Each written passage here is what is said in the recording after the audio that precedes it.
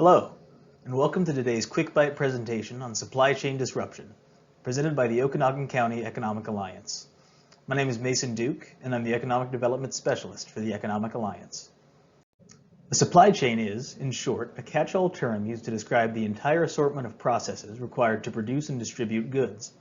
That means everything from product planning and manufacturing to the customer's purchase and acquisition of the product. In our modern age of global exchange, supply chains hold an increasing importance, complexity, and some problems that we're going to examine today. Supply chains are broken down into three levels. Those are strategic, operational, and tactical, which are some big, intimidating words.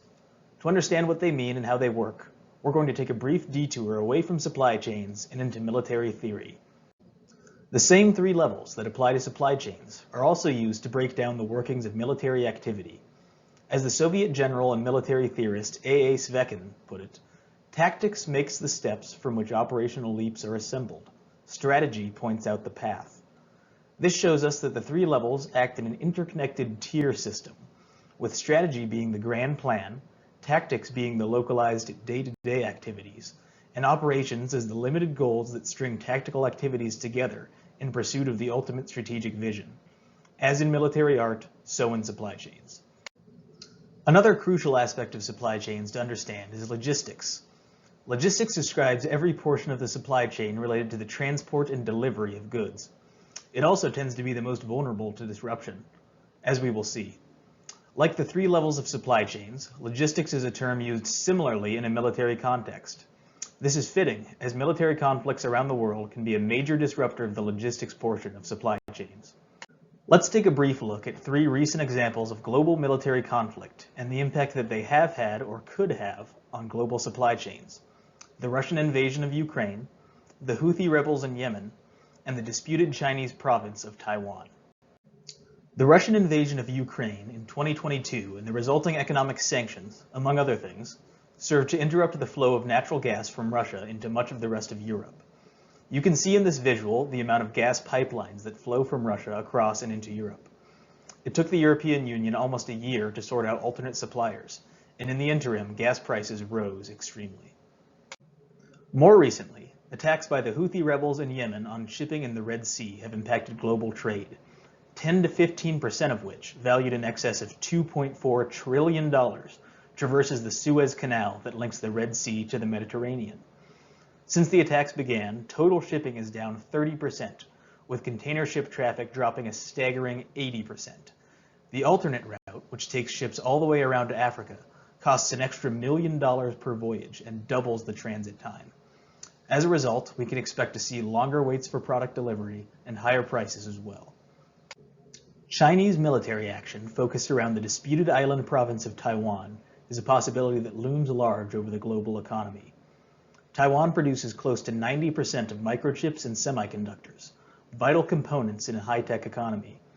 If that industry and its logistical links were to be interrupted by military conflict with China, some estimates put the potential losses at 8 to 10% of the United States GDP, leading to economic circumstances reminiscent of the Great Depression. This map shows just how vulnerable Taiwan is to encirclement as an island off the Chinese mainland. In addition to military conflict, disasters both natural and man-made have the potential to disrupt supply chains. Our three examples today are the COVID-19 pandemic, the 2021 lodging of a ship in the Suez Canal, and the severe and unpredictable weather events that seem to be occurring with increasing frequency. COVID-19 remains fresh on all of our minds. This graphic displays the myriad effects it had on supply chains, making its presence known at every level from manufacturer to consumer. It didn't just impact logistics, but also drove down manufacturing by forcing staffing shortages and creating new and unexpected demands. It's no surprise that we are still living with the consequences today, several years out from the first lockdowns. About a year into the COVID crisis, another unprecedented event unexpectedly interrupted supply chains worldwide. On March 23, 2021, the container ship Ever Given got stuck in the Suez Canal. We've already talked about the Suez Canal in our previous slide on Yemen, so we know the sheer volume of trade that flows through it on a daily basis. We also know how long the alternate routes are and the increased costs in time and money entailed. This shows us how multiple crises of different kinds can strike the same vulnerable point in a supply chain. The last hazard we'll examine is posed by extreme weather events. Although we tend to think of them as being largely local, their impact can be felt worldwide, as the graphic addressing the 2011 Thailand flooding illustrates. In an age where our products can be made anywhere and then shipped across the globe to reach us, natural disasters and unanticipated storms can interrupt that cycle at any point in its progression.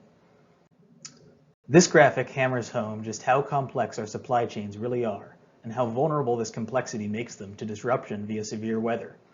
As the instability of our climate grows greater, this concern will require more and more of our attention. To wrap things up, I'd like to speak a bit about my personal experience with supply chain disruption and some surprising aspects of it. At the height of the COVID pandemic, I was working at a sporting goods store in Seattle.